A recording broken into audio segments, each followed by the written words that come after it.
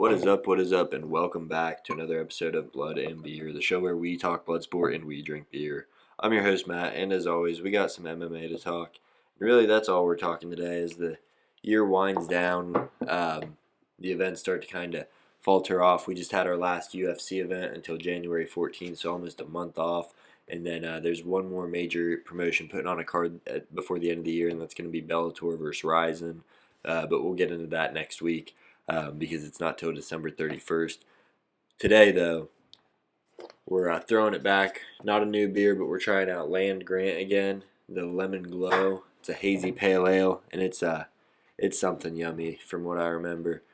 And then we're also going to be recapping Sean Strickland versus Jared Cannonier, the UFC Fight Night, and all the other fights that were on that card before we let you go today. It's going to be a short one, but we'll go ahead and jump right into this with trying this beer again, because it's not new. I just didn't have time to get out this week. I've been really busy.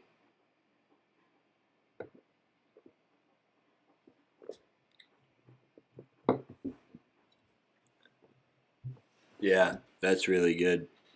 Tastes like a lemonade beer. Pretty much what it is. So that's awesome. I'm not going to give it a score because it'll just contradict the last one that I did earlier this year, but delicious beer. But let's go ahead and jump into these fights that happened over the weekend. We'll start off with the main event. We had Sean Strickland taking on Jared Cannonier, number 7 Strickland versus number 3 Cannonier.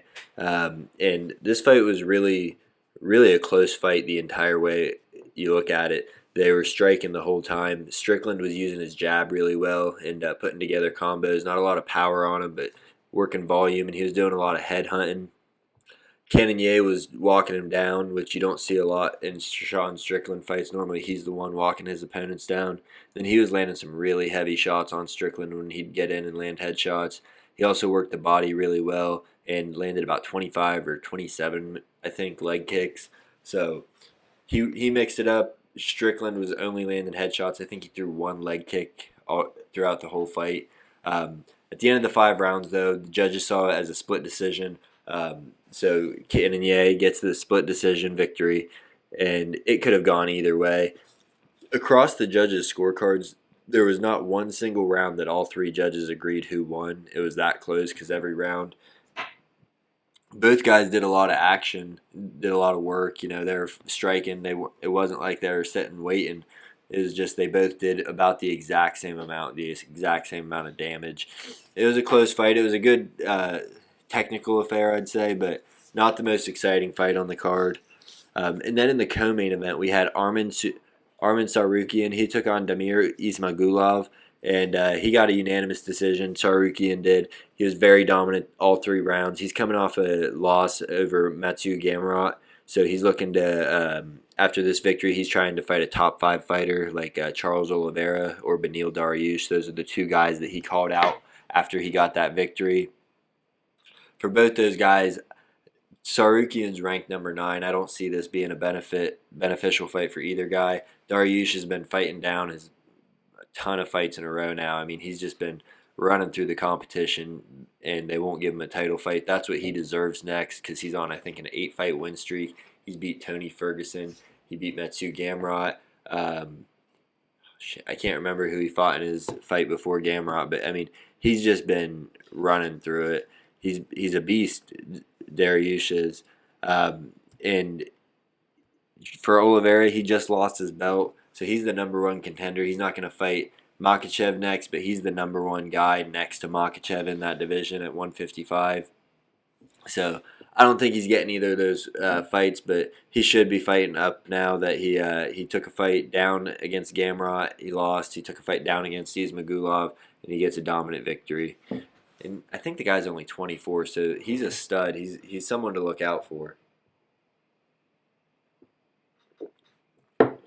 All right, and then other fights on the card. We had Alex Caceras. He landed a nasty head kick in the first round over Julian Erosa.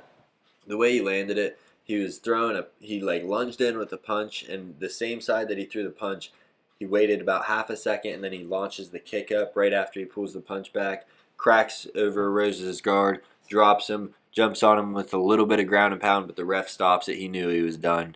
It was super slick. Great knockout. He got knockout or performance of the night bonus. And then in the fight of the night for sure, Drew Dober, he took on Bobby Green. And Bobby Green came out in this fight in the first round, just looked flawless, super fast. He's fighting with his hands down at his hips, which is what he always does. He's working his jab real well. He's catching Dober with some good combinations. He's super quick, super fast strikes. Dober's got a chin, man. And in the second round, Bobby Green's still putting on the pressure, still landing combos, popping him with the real crisp jabs.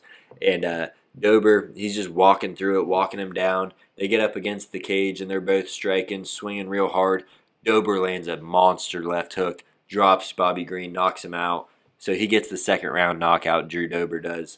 And now he's 3-0 on the year in 2022, all by finish. And this was the fight of the night. He got the fight of the night bonus, so did Bobby Green.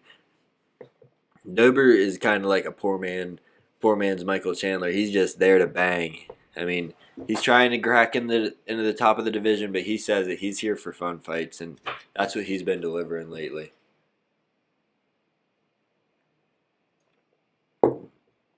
All right. And then other fights that we had rounding off the card. We had Amir Albazi. He scored a second-round knockout over Alessandro Costa. It was a real hard, close uppercut on the inside, and then he jumped on again, a little bit of ground and pound, but it wasn't really needed because the ref saw the guy was done, calls it off. He's now 4-0 in the UFC, and he's looking to fight a contender or fight for the title. He's, I think, ranked 8th. He doesn't have any high-profile wins, though, because Alessandro Costa, he's a newcomer. This was his UFC debut, so I think he needs a couple more wins before he gets that title shot. And then we had Mikhail Oleksiejczuk. He took on Cody Brundage. Good Lord. Took on Cody Brundage, and he scored a first-round knockout. Brundage got the takedown, and Oleksiejczuk, he reversed it, and then he just landed some heavy, real precise shots right on Brundage's chin. Knocks him out first round. So I think he's on a 3 or 4 fight win streak now. And then we had Said Nurmagomedov. He took on Said Yokub Kakramanov, and this was a huge comeback. Kakramanov came out, and he was dominating the fight with his wrestling in the first round. Second round, a lot of the same, but Said Nurmagomedov is dangerous everywhere. He's not necessarily a wrestler, but he's got really good submissions and insane striking.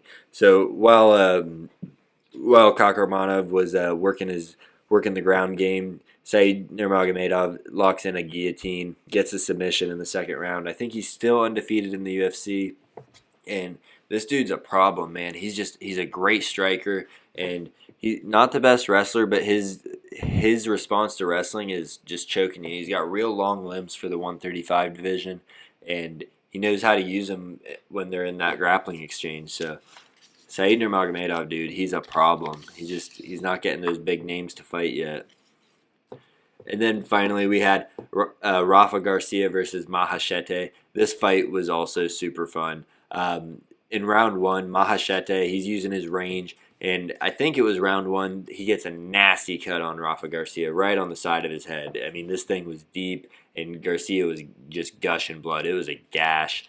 And Garcia kind of woke him up after he got cut. He starts really putting on the pressure, just backing Mahachete up and landing much better shots throughout the fight. He ends up getting the unanimous decision victory. Garcia does, with this giant fucking gash on his head after the fight. After it's all said and done, they said it took 2 hours to close it up because where the cut was, he cut open an artery, and he actually ended up losing 20% of his blood, is what he says. So, dude had to be fucked up, but I mean, what a warrior to fight through that, because both guys were just covered in his blood. It was fun as hell.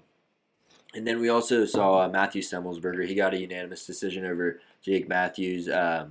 Corey McKenna, she took on Cheyenne Vlismas and got the unanimous decision victory. And then Manel Kopp, he had a really good fight as well, taking on David Dvorak, and he got the unanimous decision victory as well. It looked like in the first round he popped out Dvorak's shoulder with a Kimura. Dvorak just couldn't really lift his arm after that first round, and Manel Kopp capitalized, was just really working the ground game, or working the stand-up, stick and move, and Dvorak just didn't have any answer for it after that. So Kopp, he came in with a lot of hype, former Ryzen champ.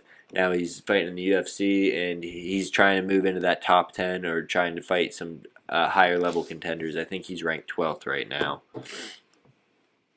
And that's all I have for you today. Like I said, it's a short show. We didn't have a lot to talk about. The year's winding down, and so are the MMA events. Boxing had a little bit going on last weekend, but nothing to call home about. So next week, like I said, we're going to be talking about the New Year's Eve event, Bellator versus Ryzen, the cross-promotion fight, the best fighters of Bellator versus the best fighters of Ryzen, and it's going to be happening in Japan on Showtime. So we're going to break down that fight in detail. I'll give you some picks, the best bets to make, and then January 1st, betting goes legal in Ohio here where I'm at, and we're going to be making picks all year long, making you some money, baby.